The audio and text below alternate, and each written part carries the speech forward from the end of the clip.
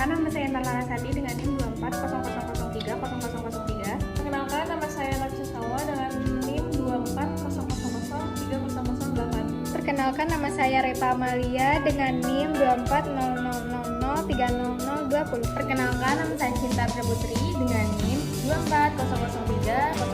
2400300023. Perkenalkan, nama saya Fiana Desapia dengan NIM 2400030030.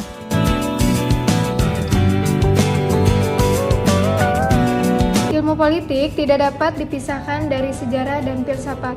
Dari segi sejarah, ilmu politik memanfaatkan peristiwa-peristiwa masa lalu untuk memahami dinamika politik yang ada. Dan perubahan dalam konteks sejarah memberikan gambaran tentang bagaimana struktur politik berkembang. Sementara itu, dari sisi filsafat, teori-teori yang dihasilkan oleh para filsuf menjadi dasar bagi banyak konsep dan teori politik, termasuk pertanyaan mengenai keadilan, kebebasan, hak, dan legitimasi kekuasaan. Oleh karena itu, hubungan antara ilmu politik, sejarah, dan filsafat adalah hubungan yang saling menguatkan dan memberikan pemahaman yang lebih komprehensif terhadap realitas sosial politik yang ada.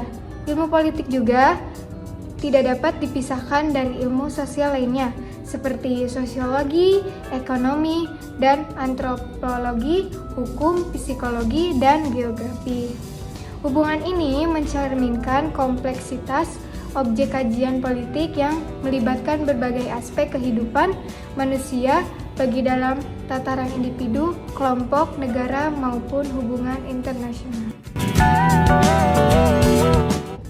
Poin pertama menjelaskan tentang masyarakat. Masyarakat didefinisikan sebagai sekumpulan individu yang hidup bersama dalam suatu sistem sosial yang terorganisir, memiliki interaksi dan saling berhubungan satu sama lain. Masyarakat dibentuk oleh berbagai kelompok yang memiliki norma, nilai, dan aturan tertentu yang mengatur hubungan antar anggota-anggotanya. Dalam konteks ilmu politik, masyarakat menjadi objek utama yang dipengaruhi oleh struktur kekuasaan, kebijakan pemerintah, serta sistem politik yang ada. Masyarakat juga merupakan tempat di mana proses politik berlangsung baik dalam skala lokal, nasional, maupun internasional. Kemudian poin kedua ada negara. Negara didefinisikan sebagai suatu organisasi politik yang memiliki kekuasaan tertinggi di wilayah tertentu. Nah, dengan lembaga-lembaga yang mengatur kehidupan sosial, ekonomi, dan politik masyarakat, serta memiliki kedaulatan untuk membuat penegakan hukum. Poin pertama adalah konsep kekuasaan. Politik itu dikenal identik dengan kekuasaan. Secara umum, kekuasaan sendiri adalah kemampuan seorang pelaku untuk mempengaruhi perilaku orang lain, sehingga perilakunya menjadi sesuai dengan keinginan dari pelaku yang memiliki kekuasaan. Esensi dari kekuasaan sendiri adalah mengadakan sanksi. Cara untuk menyelenggarakannya itu berbeda-beda. Cara paling ampuhnya dengan menggunakan kekerasan fisik. Sesuai kekuasaan juga dapat diselenggarakan melalui koersi atau ancaman dan persuasi. Poin kedua adalah legitimasi.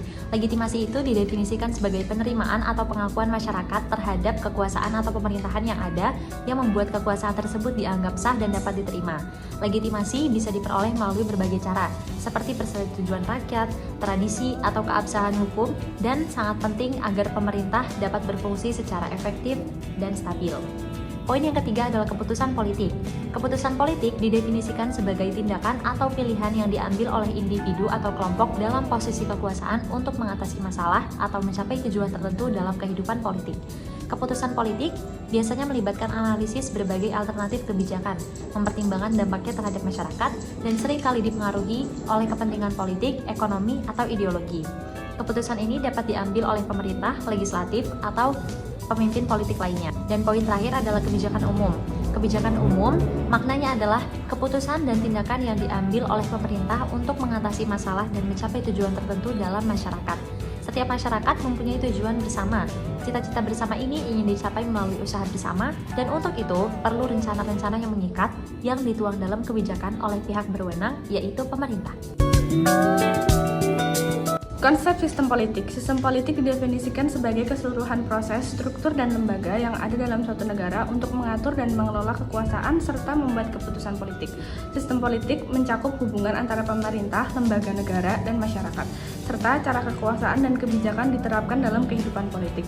Sistem ini bisa berbeda-beda antara negara tergantung pada struktur pemerintahan, ideologi, dan tradisi politik yang berlaku.